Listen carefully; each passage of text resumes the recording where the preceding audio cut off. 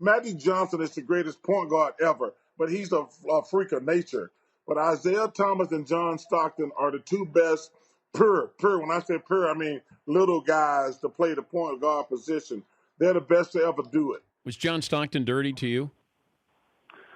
John Stockton was one of the toughest guys I ever played against there. We had a series in the playoffs. It was our first series in Sacramento, and we were playing against Utah, great Karl Malone and Stockton, and I felt that our team was in awe of them. We were younger, and so I told Coach Alderman before the game, I said, on the first play of the game, I'm going to lay Stockton's ass out. And Coach said, are you sure? I said, yeah. I said, trust me, Coach, it's the first game. We just need to do it. Like, they're prepared for everything that's coming. They don't expect it. I lay him out on the screen. I'm talking about I lay him out. One of the best screens I ever did. Got my shoulder kind of in that head area, too, to kind of make it a little dirty. He pops up off the ground, pats me on the butt, and says, nice screen. Do you know how demoralizing that is? You know what I mean? So, yeah, he was one of the toughest guys, and I loved it, too. After that game, we would play him in the playoffs, and I would make rookies wait on the bus, and I would say, watch the baddest man in the world pull up.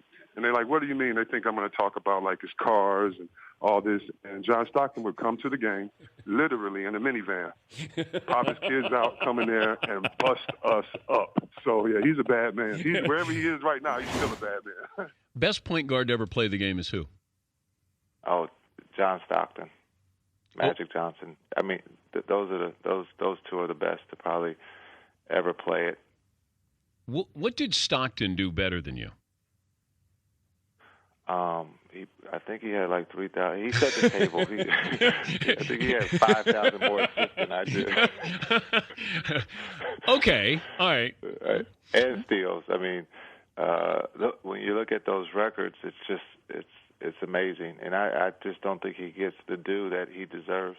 Well, he played in Utah. That's why. Well, yes, that's fine, but still, I think sometimes he's left out of the mix of great point guards, great point guards, and we forget to sometimes mention him. Right. Man, listen, if I can guard Michael Jordan one game and guard him to the fullest, I had to play John Stockton almost 13 times a year, even if we played him 6 times in a regular season and then go to game 7s in the playoffs. He was a guy who was fundamentally sound. He would set picks. He would do the right thing. He'll shoot 12 times, make 10, and all that. He was just great. He wasn't tougher than Jordan. Yes, he was. You just didn't. Yes, he was. Gary, you guys didn't play against him. I did. Gary,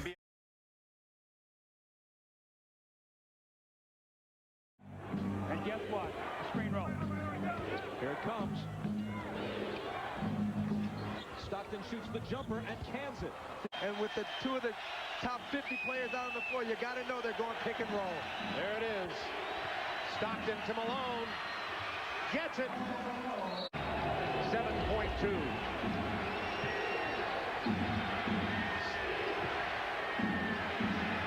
He should have stayed with him. He should have stayed with him, Bob.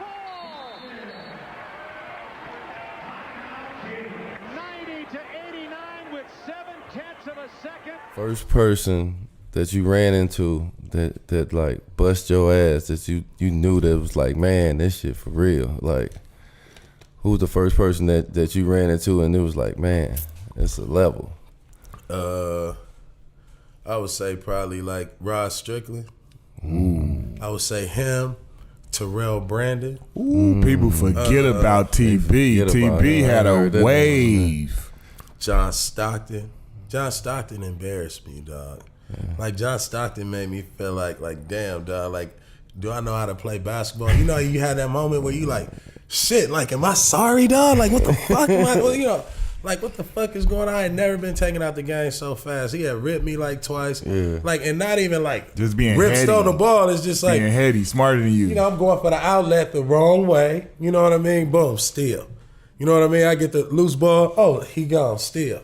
I'm like, yeah, I'm gonna have to do something. He see your mistakes. And he was tough, hard nosed too. Take you under the pick, screens, yeah. Like I remember. Was he way bigger than what you thought he was? Yeah, he was. He was way bigger than what I thought he was.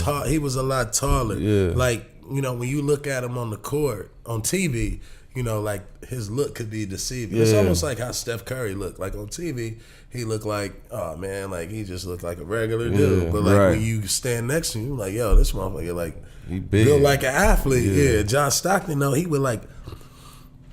He was so dope, dog, because he walk you all the way down to the wing, right? And he'll walk you to the same spot, whether you pressuring him or not. Like he knew what spot he was gonna get to.